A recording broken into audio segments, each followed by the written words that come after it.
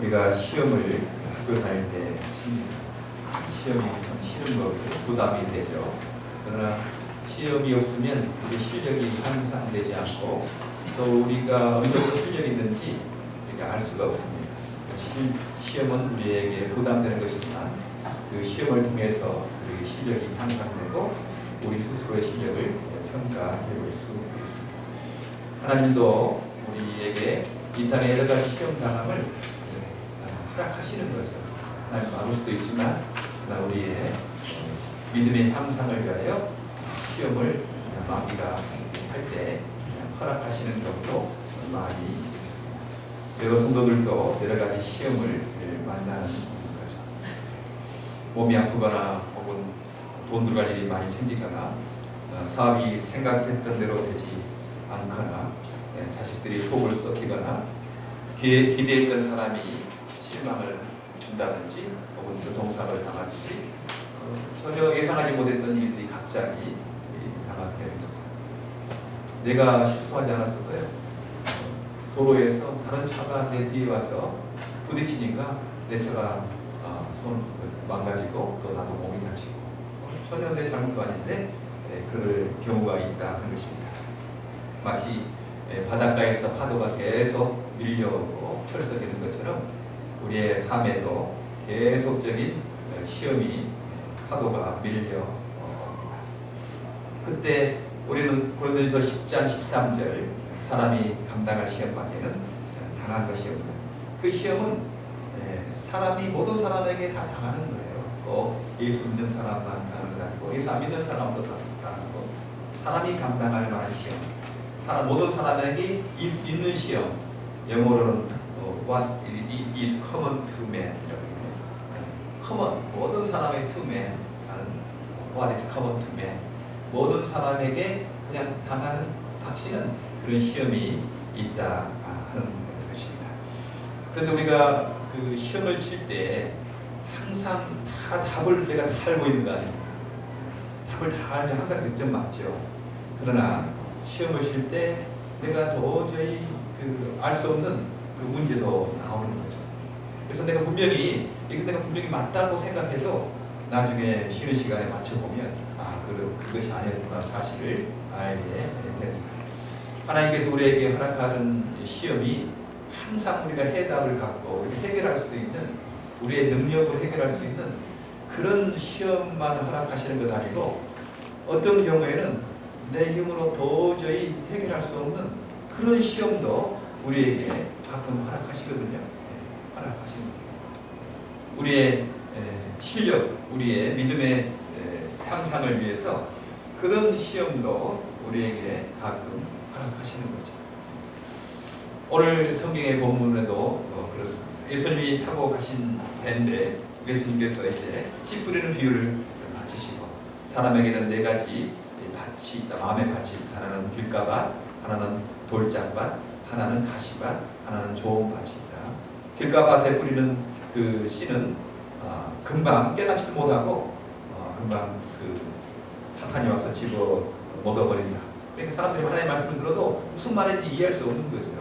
아무리 IQ가 좋은 사람도 똑똑한 사람도 사단이 와서 그 말씀의 씨를 먹어버리는 것처럼 깨닫지 못하는 거죠. 두 번째는 이제 돌짝밭에 있는 맛인데 처음에는 하나님의 말씀을 기쁨으로 하다가 뿌리가 없으므로 고난이 있을 때 햇빛과 바람이 불 때 그 뿌리가 없으면 말라버린다. 이 고난을 견디지 못하는 그 신앙이니까. 하나는 가시떨기에 뿌려진 씨가 있는데 그 염려가 많아서 가시와 같은 염려가 많아서 씨가 자라다가 세상의 염려와 근심 때문에 기운이 막혀서 열매를 결실하지 못한다. 마지막에는 이제 좋은 오토밭을 말씀하시죠. 그래서 그 오토밭에 뿌려진 씨는 30배, 60배, 100배의 열매를 걷는다. 그러시면서 이 씨의 비율이 가장 심한 이 씨가 가장 작은 씨지만 그러나 이 자란 후에는 모든 나무보다 가장 큰 나무가 된다. 이 작은 씨자.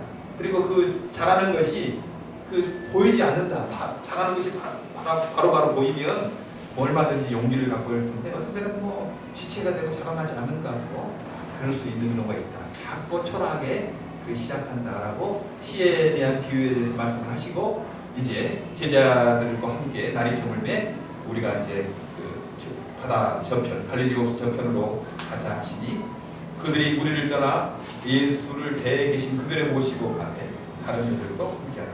예수께서 사람들이 많이 모였기 때문에 다 배를 좀 띄워서 그 위에 올라가셔서 하나님 말씀을 전했거든요. 씨 뿌리는 비유를 했거든요. 그래서 예수님 그대로 배 타신 채로 이제 다른 곳으로 가게 됐죠. 그리고 다른 배를 또 함께 하게 되었습니다. 그런데 37절 보니까 큰 광풍이 일어나며 물결이 배에 부딪혀 들어와 배에 가득하게 되었다. 큰 광풍이 일어나고 물결이 배에 부딪혀 배에 가득하게 되었다 하는 것입니다. 아니 그냥 좀 찰싹찰싹하는 파도, 내가 감당할 수 있는 파도가 아니고 이제 배에 물이 들어와가지고 이제 도저히 인간의 힘으로는 감당할 수 없는 그런 어려움을 당하게 된다는 것입니다. 그렇죠? 내 힘으로, 내 능력으로 풀 수 있는 시험 문제가 아니고 이제는 내 힘으로 도저히 감당할 수 없는 그런 시험이 있다는 거죠. 그때 사람들은 당황하게, 근심하게 되고 두려워하게 되는 거죠. 아니 이때까지 내가 잘 계산해서 내가 감당할 수 있는 시험 내가 잘 쳤는데 어떨 때 내가 감당할 수 없는 시험이 닥쳤을 때 굉장히 당황하고 두려워하고 근심을 하게 된다는 것입니다. 지난번 이선 자매가 그 간증을 우리 사랑의 팀 때 와서 하지 않았습니까? 그랬는데 그 자매 하는 말이 화상을 전체 입었던 자매이잖아요. 뉴욕에서 마라톤을 하게 됐대요. 자기도 이제 마라톤 할 수 있겠다고 생각하고 42.19km를 다 뛰려고 생각하지 않았대요.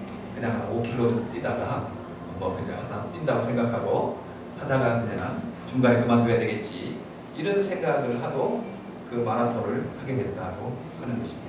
마라톤 해본 적도 없고 그렇게 먼 길을 뛰어본 적도 없었기 때문에 한 5km 정도 가다가 그만둬야 된다고 생각했는데 5km 정도 가는데 막 사람들이 박수를 치고 그러더래요. 제가 조금 더 할 수 있겠구나 생각하고 또 한 10km 가게 되고 이제 그만두려고 하는데 막 계속 사람들이 박수를 치고 또 어디 빠져나갈 때가 어디가 전철역인지 몰라서 어쩔 수 없이 그냥 죽을 힘을 다해서 어쩔 수 없이 전혀 오랬던 바가 아니었는데 42.19km 마라톤을 완주했다고 그렇게 말합니다. 그렇죠? 우리는 어떤 때는요. 나는 이 정도만 내가 할 수 있겠다 생각하고 이 정도는 내가 감당할 수 있겠지 하고 어떤 일을 시작하고 했는데 아니 그것뿐만 아니고 이제 10km 거기서 그만두려고 했는데 30km 40km 금방 죽을 것 같은 거죠. 이제 근데 도저히 이거 감당할 수 없다. 이제 포기해보고 싶은 도저히 내가 감당할 수 없는 것들 정말 탈진하는 그런 상황이 우리에게 닥치는 것입니다.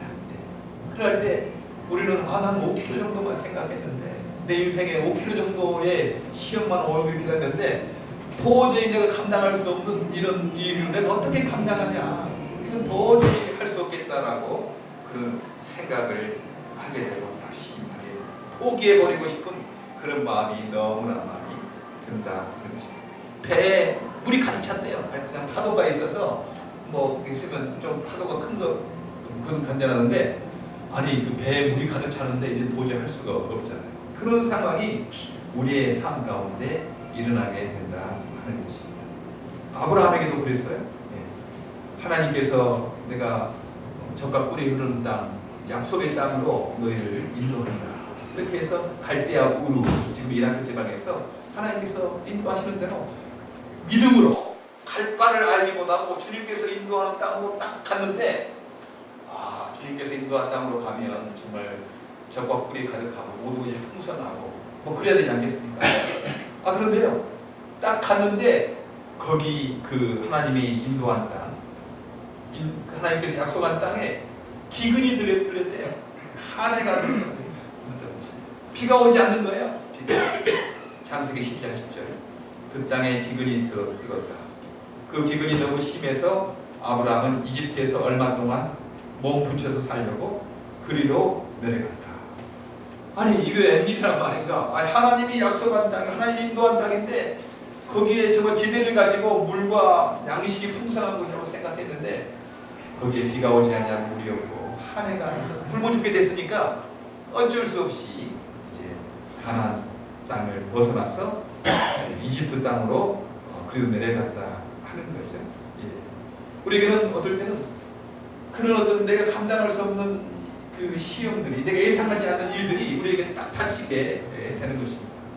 당황을 하게 되죠. 오스왈드 챔버스의 주님은 나의 최고복이라는 책이 있어요. 너무 참 좋은 책입니다. 주님과 늘 동행하고 주님과 늘 주님께 인도받는 그 책인데요. 그 책의 8월 29일자에 이런 이야기가 있더라고요. 굉장히 공감이 되는 이야기였습니다. 이런 내용이 있어요. 믿음이 내 마음에 확실할 때마다 오히려 그와 상반되는 현실을 만나게 됩니다. 가령 하나님께서 나의 모든 필요를 채우신다고 믿는다고 고백하는 순간 나는 궁핍해지고 미래가 보이지 않습니다. 앞이 캄캄합니다.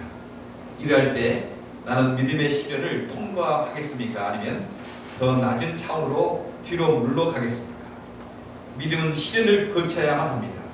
그 이유는 믿음은 오직 시험을 지나야만 인격적으로 소유한 믿음이 될 수 있기 때문입니다.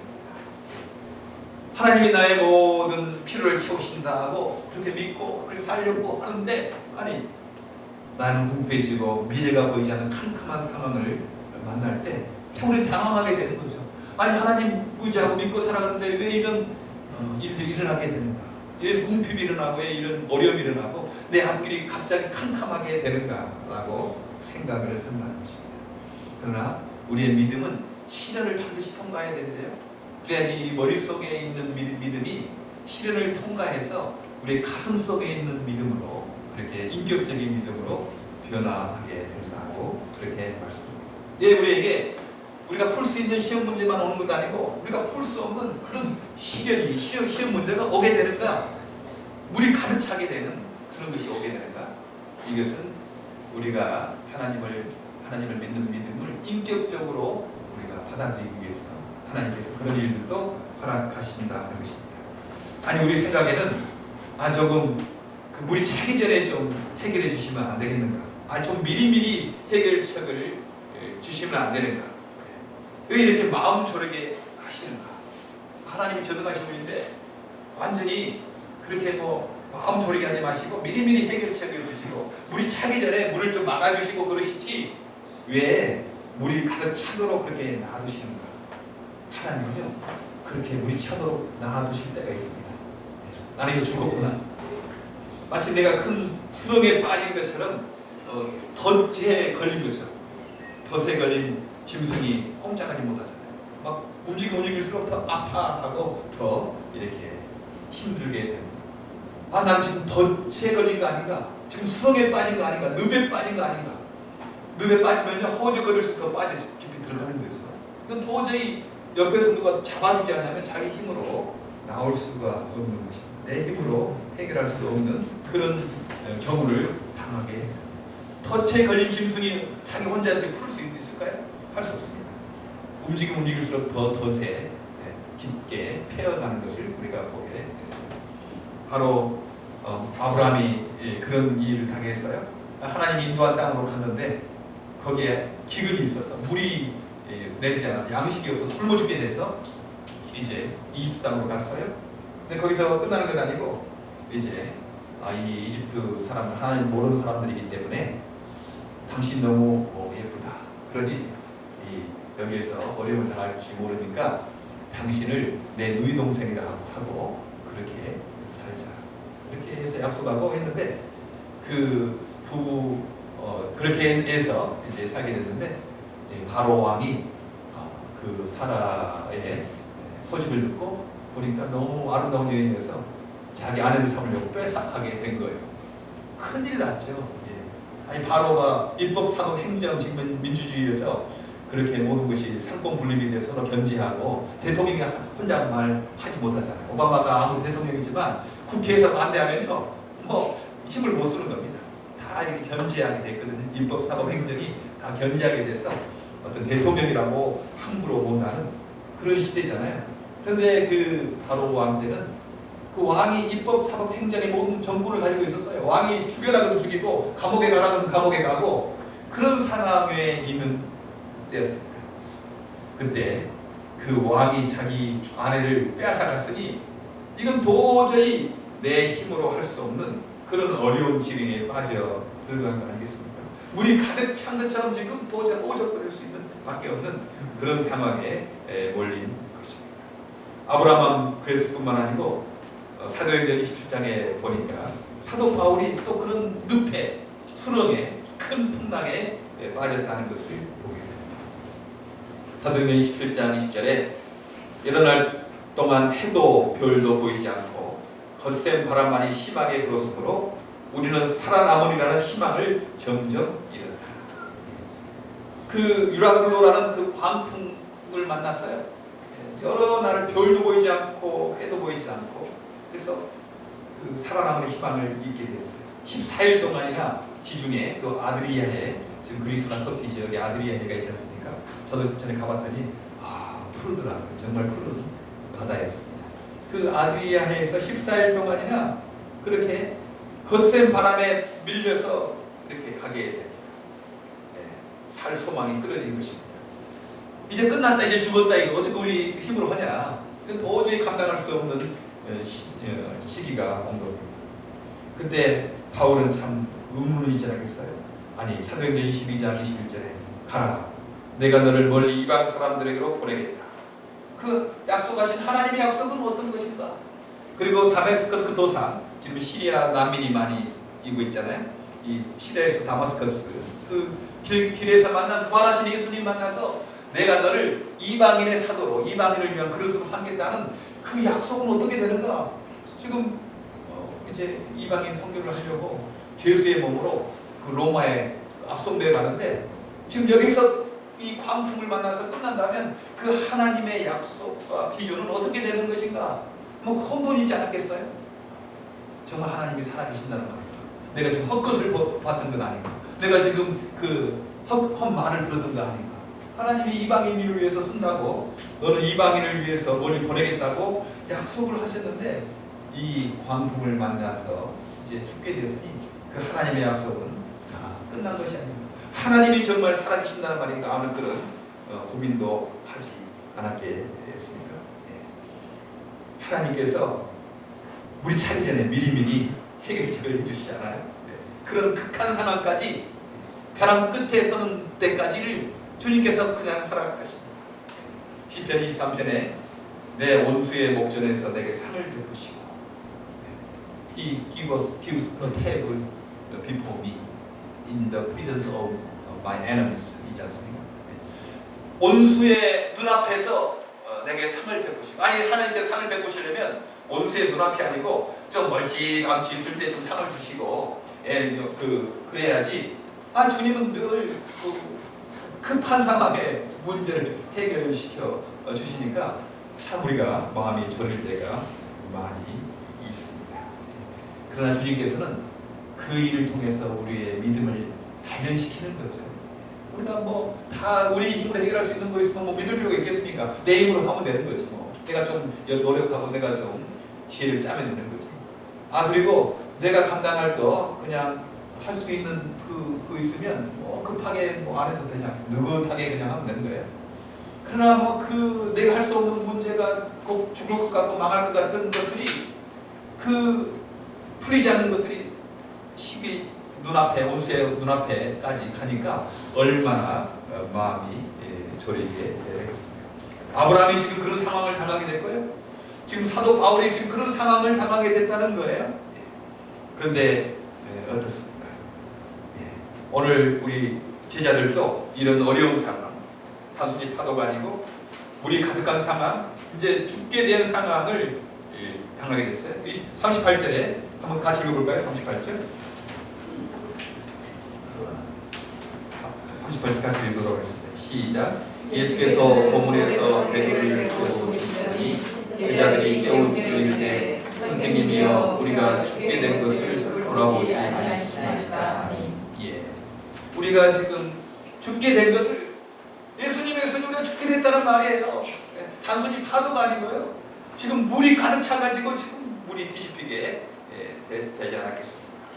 이번에 한국에 보니까 세월호가 뒤집혔고 또 돌고래호가 또 뒤집혀가지고 또 사람도 죽고 그런 상황이 있는 거죠. 이런 상황에 지금 내가 죽게 된 것을 우리 주님께서 우리에게 우리를 돌아보지 않으십니까? 우리가 지금 죽게 되었다고 내 힘으로 도저히 감당할 수 없다고 그렇게 말씀을 예수님을 찾은 거죠. 잘한 거예요. 예수님을 찾는 건 잘한 거예요. 세상 사람이 어려움 당하면요, 막 어떤 유력한 사람을 찾는 거죠. 해결할 사람을 찾는 거예요. 유력한 사람을 찾고 그것도 찾고 찾는 좋은 거죠. 그러나 근본적으로 우리가 예수님을 찾아야 됩니다. 주님만이 해결할 수 있는 거거든요. 인간의 힘으로 해결할 수 없는 거예요. 사람도요 보면 다 자기 문제 어려워요. 자기 문제 어려운 거죠. 어떤 사람 뭐 재벌이니까 돈이 많을 것 같은데 그 사람 돈 때문에 어려운 거예요. 재벌들 보니까요 자기 돈 가지고 그 있는 사람 많이 없어요. 그 빚이 더 많대요. 빚이 더 고민하는 거지. 재벌이 뭐 수백억 가지고 있지만요 빚이 더 많고 한 달 그 직원들 월급 못 주면 파산하는 거거든요. 얼마나 힘들겠어요. 저 사람 돈 많으니까 돈 많은 사람 의지하면 되겠다. 그 인간 별로 의지할 것 같아요. 자기 문제로 고민하는 것이 얼마나 인간에게 많이 있겠습니까? 예수님을 찾는 거예요. 예수님께 가는 것, 이거 얼마나 복된 일인지 모릅니다. 우리는 참 복이 있는 거죠. 주님을 피난처로 삼은 사람은 복이 있습니다. 우리는 어떤 일을 당하든지 주님 부르지 않습니까? 주님 부르는 거예요. 주님, 이건 내 힘으로 감당할 수 없습니다. 주님께서 해결해 주셔야 됩니다. 나는 도저히 이 감당할 수 없습니다. 라고 주님을 우리는 의지하게 되는 것 아니겠습니까? 예수님에 대해서 참 우리가 부르짖고 예수님께 나아가는 것이 너무 필요합니다.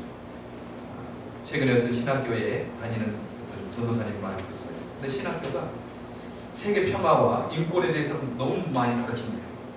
그런데 예수께서 우리 죄를 위해 죽으시고 부활하시고 예수님이 지금도 살아계시 동행하신다, 이런 이야기들은 시대에 뒤떨어진 이야기이기 때문에 별로 안 가르친대요.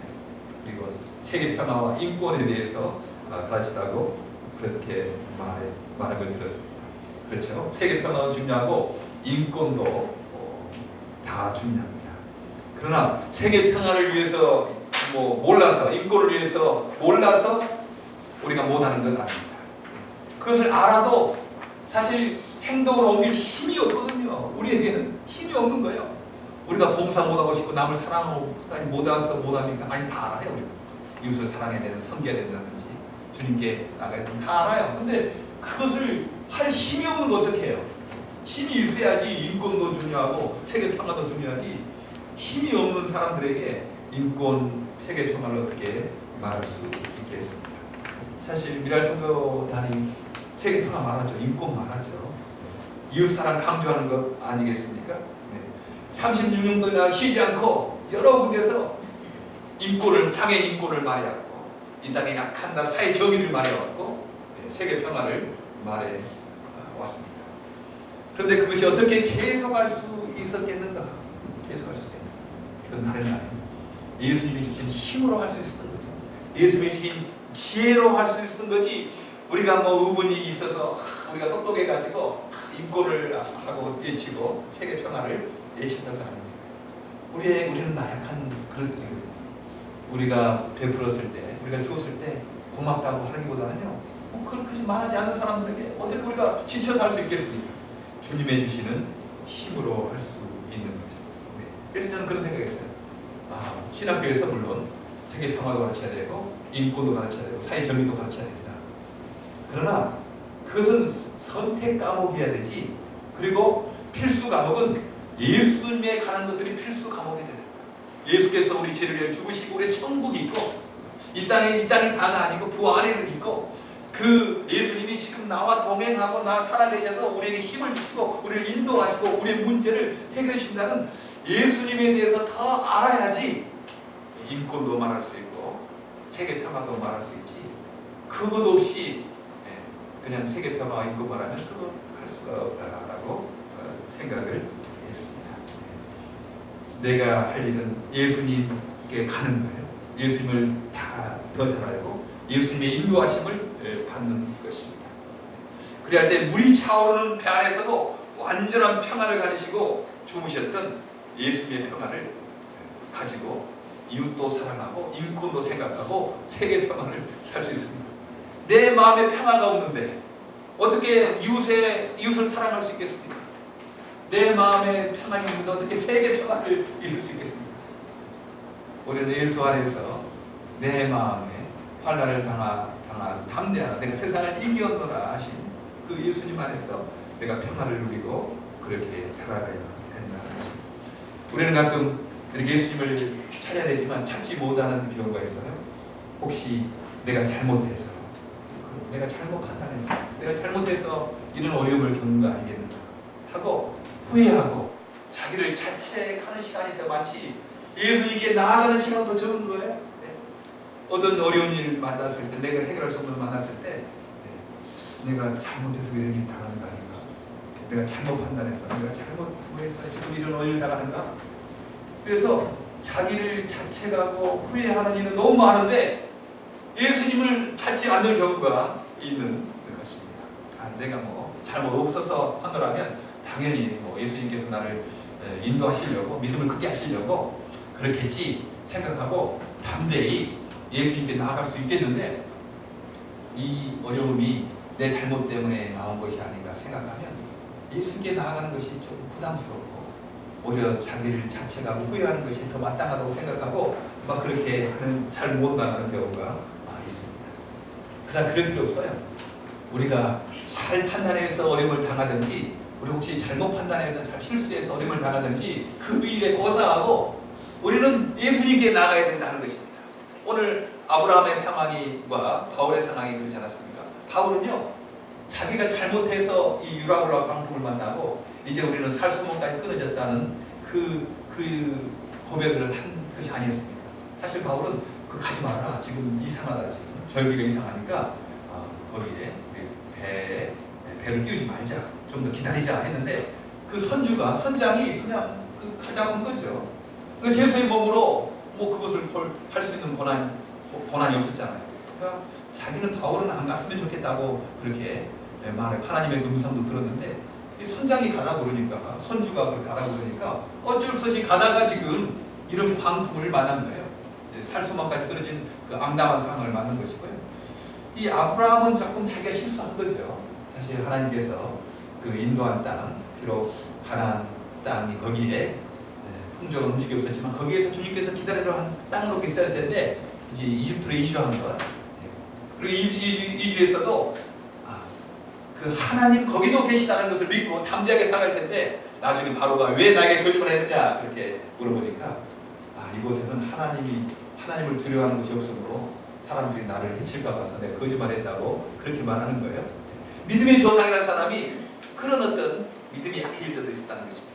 그러니까 거짓말하지 말고 그 이집트에도 하나님, 가나안 땅에 하나님 계실 뿐만 아니고 이집트 땅에도 하나님 함께 하시고 나를 보호하신다는 믿음을 가지고 내 아내다 그렇게 말했어야지 안 될 텐데 겁이 나가지고 내 누이다 그래서 결국 바로가 데려간 거 아니겠습니까? 아마 아브라함이 후회를 많이 했겠죠. 내가 왜 이집트로 왔는지 왜 내 아내를 누이라고 해서 이런 자책도 많이 하고 후회도 하고 내 잘못 때문에 이렇게 하고 항상 자기 자책만 하고 있는 거 아니지 않겠습니까? 아브라함 기도하지 않겠어요? 하나님 잘못했으면 미안합니다. 내가 어떻게 하면 좋겠습니까? 하나님 도와달라고 기도하지 않겠어요? 성경에 그럴 수 있지 않지만 그런데 하나님의 놀라운 기적이 일어나게 되었어요. 바로 바울에게는 하나님께서 어떻게 응답했느냐면 사도행 27장 24절 바울아 두려워하지 말아라. 너는 반드시 황제 앞에 서야 한다. 보아라 하나님께서는 너와 함께 타고 가는 모든 사람의 생명을 너에게 맡겨주셨다 라고 27장 24절 말하고 37절에 276명이 바울 때문에 다 살아나게 되었습니다.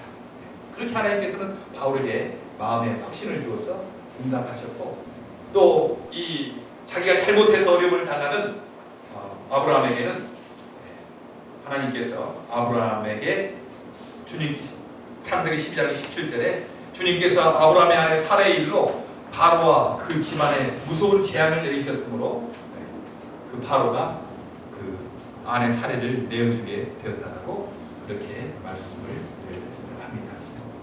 우리가 이 땅에 살아갈 때 내가 감당할 수 없는 어려운 일을 당하거든요.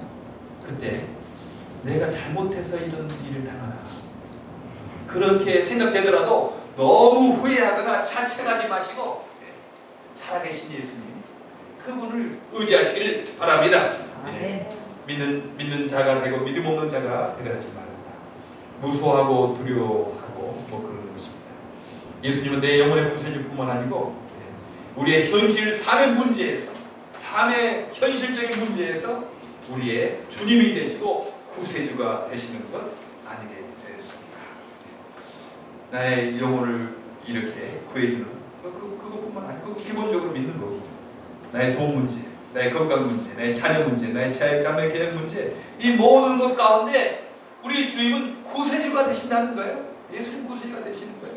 그런 기쁨이 있기 때문에 주님을 따라가지 우리가 뭐 죽어서 예수 믿고 천국 가는 거 그거 한 가지면 지금부터 뭐 믿을 필요 있겠습니까? 죽으려고 할 때 믿으면 되는 거지 뭐. 그때도 천국 가면 되는데 그런데요 지금부터 우리가 이렇게 주님을 따라가고 섬기는 것은 그 예수님이 내 마음에 내 살아계시는 예수님이 나의 현실적인 당하는 자녀 문제, 경제 문제, 내 사업 문제, 건강 문제 이 모든 것을 주님께 아뢰면 주님께서는 그 문제를 해결시켜 주든지 바로 왕처럼 그 바로 왕을 재앙을 내서 사례를 내놓게 하든지 아니면 바울에게처럼 하나님께서 생각을 주셔서 말씀을 주셔서 두려워하지 말아라.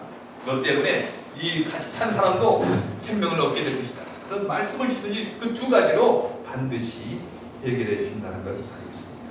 우리는 제자들도 영적으로 귀신을 들리고 정신적으로 있는 하는 사람들 주님께서 채우시게 것을 많이 봤어요.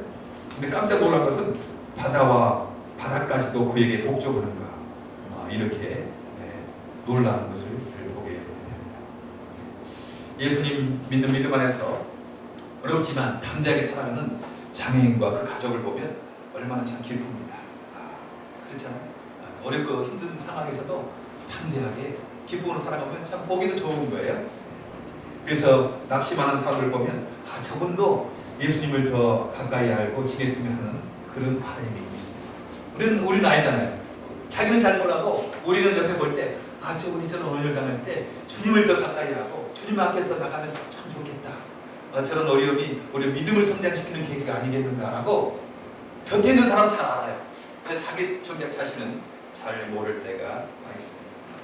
이런 마음 우리도 사람도 어떤 사람이 어려움을 당하고 있을 때 주님께 더 가까이 가는 신앙의 믿음의 그 성장의 계기로 삼았습니다 하는 소원이 있는 것처럼 주님도 우리에게 그러지 않았겠어요? 어떤 일을 했을 때 주님께서 어려운 시험이 있지만 낙심하거나 두려워하지 말고 믿음 안에서 더 씩씩하게 살기를 주님께서도 원하시는 것 아니겠습니까? 예수님께 그렇게 했더니 바람이 그치고 고해졌더라 그렇게 말씀하십니다. 그래서 고린도전서 10장 13절에는 사람이 감당할 시험 당할 너희가 감당할 시험 당 허락지 않으시고 시험 당할 즈음에 너희는 능히 감당하게 하십니다. 주님은 신실하신 분이시다. 페스트 하시는 분이시다. 사람이 감당치 못할 시험 당함을 허락지 않으시고 그런 시험 감당하지 못할 시험 당함이 있거든 주님께서 피할 길을 내서 능히 감당케 하신다고 그렇게 말씀을 합니다. 그렇죠. 우리가 여러 가지 시험을 당해요. 약간 파도 치는 시험 당합니다. 우리가 감당할 수 있어요. 그대로 주시고 또한 이렇게 물이 들어오는 이런 엄청난 내 힘으로 도저히 감당할 수 있는 시험이 우리에게 또 있을 수 있습니다. 그럴 때는요 주님께서 신실하신 분이기 때문에 피할 길을 내서 아브라함에게 바울에게 오늘 제자들에게 피할 길을 내서 감당하게 하십니다. 내 힘으로 감당할 수 없는 시험을 만났을 때 예수님을 찾기를 바랍니다. 내 안에 살아계시는 예수님 영혼의 구세주뿐만 아니고 내 삶의 현실에서 어떤 문제든지 해결하시는 그분에게 아뢰고 그분의 인도를 받으시면 우리의 믿음이 점점 크고 강한 믿음이 될 것입니다. 예수님이 다심에도 풍랑을 만났습니다. 단순히 감당할 수 있는 풍랑이 만난 것 아니고 감당할 수 없는 풍랑을 만났습니다.